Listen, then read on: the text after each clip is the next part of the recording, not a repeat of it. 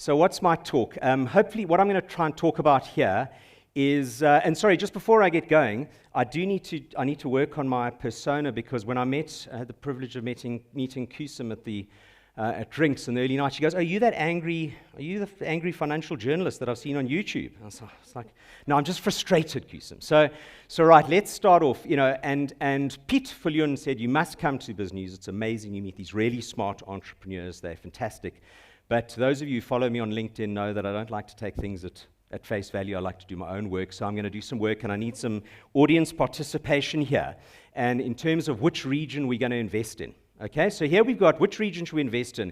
Here what you see before you is you've got a typical performance table, 1, 3, 5, 7, and 10 years, and you've got two regions.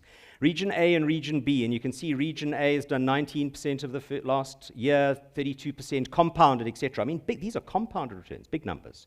Okay, which region would you invest in? Who's going to invest in Region A? Who's going to invest in Region A? Put up your hands. Okay, B? All right, there's a lot of people sitting not going to be investing at all, but we need some commitment here. Right, let's roll forward 10 years, and you'll see that B trumped A over all periods. I mean, A's performance, 3, 6, 5, 7, 3. Okay? I'm going to give you another chance for those who didn't vote, and we need 100% participation. And that was 89, and we rolled forward to 99. Okay, I'm not going to tell you which region yet. Right, here we go. Region A, Region B. You can see Region A has massively outperformed Region B. If it's green, it is outperformed. Who's going to invest in A? All right, not many. B?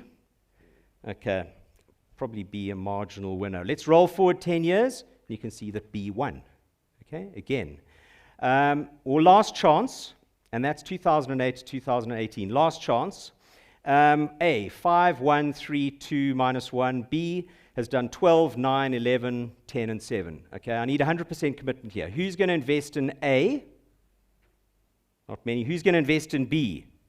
Right, lots of people are investing in B. I was hoping you were going to go for the other one. You guys have spoilt my punchline. This is the end of July 2022. And what are the regions? The regions are A is MSCI outside the States, and B is the S&P 500. Okay? But let's dig, that's top down. Let's start from the bottom up. You're an entrepreneur, and we've got two companies, Company A and Company B. And this is trailing 12 months in billions of dollars. All right, Company A has generated, and let's assume they're the same price. You've got to buy these two businesses. You guys are the entrepreneurs. Company A has made 12 billion over the last 12 months. Company B has made 31 billion. Company A has generated a free cash outflow of 30 billion, which has had to be funded. Company B, a 38 billion cash inflow. All right, Company A, because has never paid any dividends, they haven't got the cash to do so. Company B has paid 24 billion of the 38. And Company A has 142 billion of debt. Company B has 54 billion, which they can pay for in 1.5 years. 1.5 years of cash flow. Okay, now that's the same price. Who's gonna go for Company A? Anyone going to go for Company A? Anyone going to go for Company B? Right, most people are going for Company B. And that, let's just say now that it's 14 times the price, not the same price. So now we're definitely going to go for Company B. The bad news is probably most of you own Company A, if you own passives or you own many of the large funds, because Company A is Amazon and Company B is Petrobras, okay, the Brazilian oil company that you can, that has been on 40% free cash dividend yield. Okay, but Sean, well, that's a boring old oil company and Amazon's growing. It's not fair. Let's talk about growth. Okay, we've got two growth companies here. Company A, Company B. Revenue, 5-year compound annual growth rate of the last 5 years, 6% Company A, 13% Company B. Of the last year, 5% Company A, 20% Company B. You can see Company A is slowing, Company B is accelerating. What about earnings? 8%, 26%, and over the last year, 5%, 25%. Okay, who wants to go Company A at the same price? Well, what happens if I told you it was nearly 3 times the price of Company B? Well, if you own many of these high-quality franchisee type funds, you own Company A. It's Nike. And if you own Company B, it's Skechers, the number 1 work shoe company in the world. I wander around with Skechers all the time. My whole family's got Skechers. That's what I typically do with the product. When I started looking at Victoria's Secret the other day, Marilyn said, finally I can get some results from this investing thing that you do. But amazing company that's growing rapidly. We're all sitting at home working, more comfortable, and Skechers shoes facilitate that, and there you can see the growth. But why is it only 12 times earnings? Because it's small. It's been ignored. It's not in the massive passives. It's not it's huge in the S&P 500 that gets a lot of the opportunities. Okay. Right, what about management and the outlook? Because Sean, you haven't spoken about that. Okay, well, let's see what management have said in 2 companies in the last couple of weeks. Company A's income fell 29%, Company B's recovered. Okay, what did Company A says? We seem to have entered an economic downturn that will have a broad impact on our business, and the situation seems worse than it did a quarter ago. What did Company B say? We've seen a significant improvement in profitability, strong free cash flow generation, and strengthening of the financial structure. And what did Company A say about the future? Well, it's always hard to predict how long or deep these economic downturns will be. What did Company B say? No, we're raising our operating margin guidance, from 3% to 5%, to more than 5%. Who wants to own Company A? Well, many of you probably do, because Company A is Facebook, or Meta, and Company B's Renault. Now, if I said to you, you must look at Renault, you go, are you kidding me? It's a European company on a continent where there's a war, and you don't have any water in your rivers, and the electricity price has gone through the roof. How can things be getting better? But they are. Because, Renault's small cars, oil prices high, they're one of the leaders in EVs, about 36% of their cars are EVs. They own 40% of Nissan. They've got all that technology from Nissan, and here you can buy this company at 6 times earnings. Okay, so let's just take a step back now. Now, what I've got here is the MSCI World Value Index divided by the MSCI Index. Okay, so it's a relative, and when the line is sloping up, value is outperforming, and this chart goes back to 1998, I think it is. And when this line is sloping down, value is underperforming. Value strategy is underperforming. Okay, and if you look back there between 2018 and 2020, value just collapsed. Nobody wanted to own value shares because they were oil companies, and we had the pandemic, and the oil price went negative, and they're banks, and people worried about recession, and interest rates are negative around the world. And so value just collapsed. Meanwhile, all the earnings from everybody needed new Apple iPods and iPhones, and so you had increased profits, and interest rates collapsed to naught, pretty much naught. Okay, but now interest rates are rising, and values are performing. Okay, and you say, okay, well, how much longer can this go on for? Well, what we've got here, we've got 3 charts. The top is US inflation, the middle chart is the 10-year US interest rate, and the bottom chart is the price-earnings ratio of the S&P 500. Now, okay, the lines aren't lining up because of the scale, but inflation's 8.5 at the moment, and the last time it was 8.5 was back in 1982, and at that time interest rates were 14%, and they're currently 2.5%. You can see that we're out a little bit. And the S&P 500's price-earnings multiple was 7, and it's now 21. Okay? Now, what I did, just in terms of value, is I went back to the start, to 1975, and I looked at the MSCI World Value Index and the Growth Index. And I said, let's look at the biggest months. Okay? So you can see that over that time, value has outperformed growth. The stock chart ends in 2020. But let's look at the 20 biggest months, because often I find those are warning signs as to what's happening. Why do you have a month when value massively outperforms? Because people suddenly realize they're on the wrong side of the trade. It's a bit like a rugby game where everyone's expecting the ball to go down the back line, and then the scrum half runs around the blind side. Totally caught off sides. Sean? Okay? Yes. Why don't you just explain the difference between value and growth? There might be people who don't know. All right, so you get, so index categorizers, they decide that there's these, categories, and so growing companies, and what they do is they take the S&P 500 and they divide them and say, okay, well, who are the growing companies? Let's put them in the growth bucket, and then who are the cheap companies? But it makes a fundamental flaw that just because you are growing doesn't mean you are expensive, and just because you're not growing doesn't mean you're cheap. Okay, and so typically companies like Alphabet and Amazon and those, Apple, those guys, because they have grown historically, they're considered growth companies. Companies like ExxonMobil and JP Morgan, they're boring old companies, they're considered value, well, they're in the growth bucket, the value bucket at the moment. So what I did now is look at the red dots. The red dots are the 20 biggest months of outperformance. Okay, and you can see that when there was a red dot back there in the late early 70s, the medium-term trend was value outperforming. And then you had a red dot, green arrow, value, medium-term trend, value outperforming. Now we had the tech bubble burst. All of a sudden, everybody had gone from paying for eyeballs and then figuring out, hang on, these things don't make any money. Maybe we should go back and buy the Coca-Colas of the world.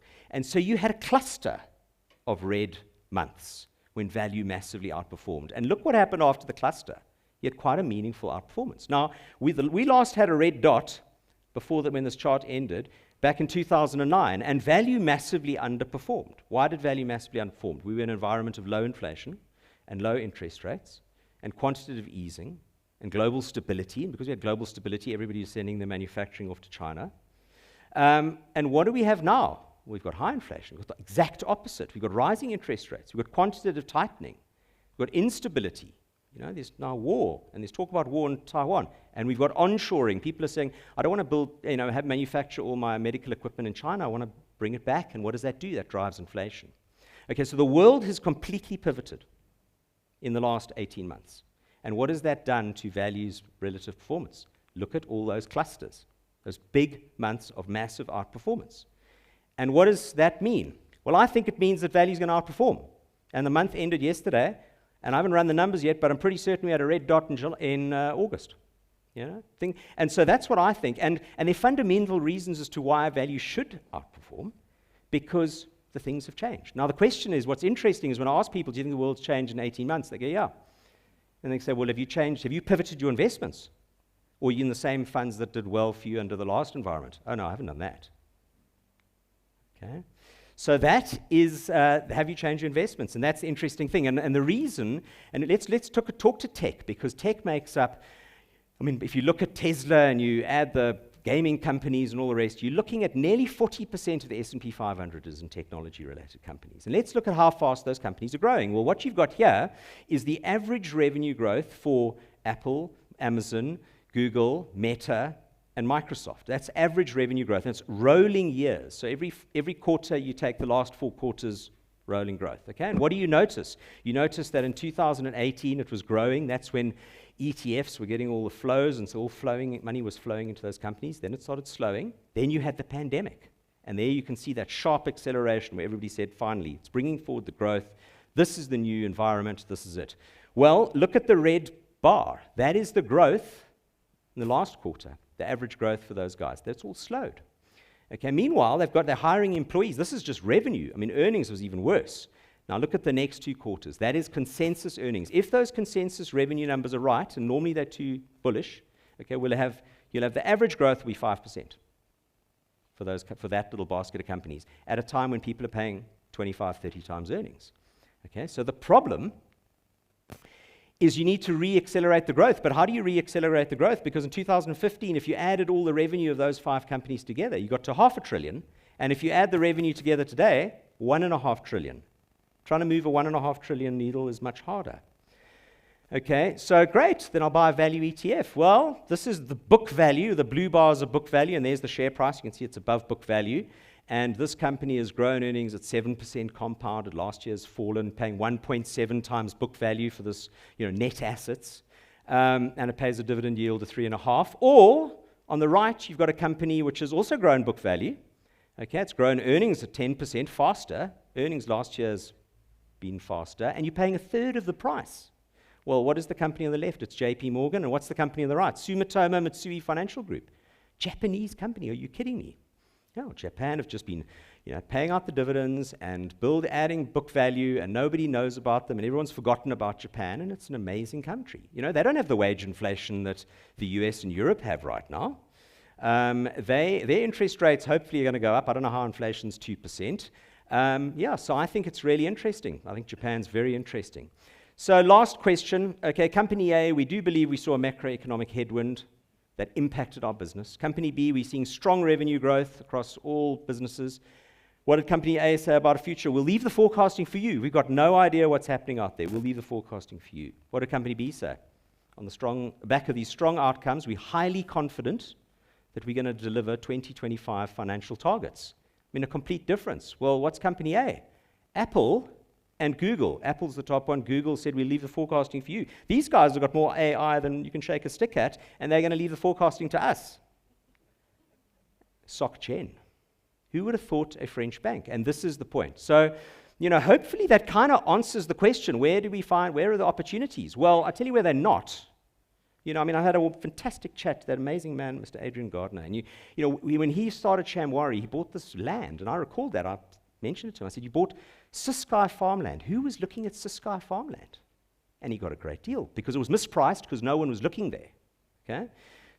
Everybody is in passives, US, large cap, and growth. And who's looking at actives? Who's looking outside the US? And I've just shown you some examples why I think some of those things are good. Who's looking at mid and small cap, and who's looking at value? Not many people. And that's why when this elephant decides it wants to climb off the seesaw, you're going to see some sharp moves, and hopefully that's happening now. Okay, so Alec, that's on that. But I wanted to take one step further. I mean, Alec, some of this work I've been doing, and I know people, interested about it. But the epiphany that I had when doing this was that these big fund managers, as their assets have grown, they haven't passed on the cost benefits to the clients. And we're a small business in the UK. We've been, swimming against the tide, this value tide, for a while now.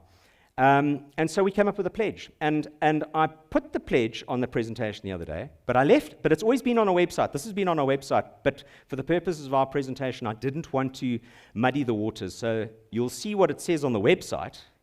Okay, and that is that we'll find value and provide value. That we will lower our management fees as we'll grow. So we're gonna. I mean, Charles is right. The fund management industry needs to be disrupted, and I'm going to try and do my part. And the great news is, all those fund managers who charge those high fees own those disruptors. So they must like disruptors because they own Amazon and they own Google. So we're going to lower our management fee as we grow, and we're not ever going to charge performance fees. But here's the one: we're going to donate more than 25% of our revenue to a charity, and then that's going to dispense to causes that our clients want. Okay, and when I spoke to our our independent directors on our board the other day, she said, "Sean, don't you mean 25% profits?" I said, "No, because otherwise people fudge those numbers. Then they crank up your salary and then make the profit small, and you say I'm giving away 25% profits." Now, why did I say more than 25%? Well, because Marilyn and I mean, our children have finished school. They're now at university. I have no intention whatsoever of building up a massive bank balance to fall off my perch and Liz Truss to get 40% of it. So I might as well, do it now, and let's make a difference. And I mean, just to give you an idea, okay, and I've got the numbers here. I mean, it's staggering. At $1 billion, because these asset management businesses are amazing. I mean, $1 billion and 60 bips fee. I mean, that is 7 million rand a month that we can give out to, Kim and the charities, and Rory mentioned that amazing charity with the survivors of, the children of police. I mean, that's just amazing. I hear that and I want to just do my bit to do that. And one of the guys in the office said, well, why don't we just lower the fees a bit more? And I went, no.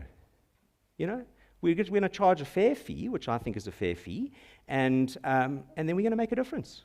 And then our clients can go out there and they can tell us what they want us to spend the money on. And every month, and I'll come back here and I'll tell you what we've done every 6 months or whatever. And every month we'll, we need to fill in forms and all the rest. And so you can, if you're a client, you can tell us what you want to do. And I think that's, hopefully that's the way in which you can disrupt and make a difference. Because when I sat there listening to Paul O'Sullivan, to hear that Tony, amazing and well done, shout out to Tony, that the biggest donation he ever got was R1 million, which is twice anything else. I thought, well, great. If people want to, he's doing good stuff, and hopefully we can do that. And we're going to provide total transparencies. And I said you can put my portfolio remuneration on there. I think if some of the other fund managers did that, then we'd all read fact sheets. So it'll be on my fact sheet. And we're going to close. And I know it's a country mile away from where we are, but you know what? If 5% of those balanced fund clients are unhappy and decide to come with us, we'll be at $1 billion and be able to give away 7 million rand a month. And that's my story.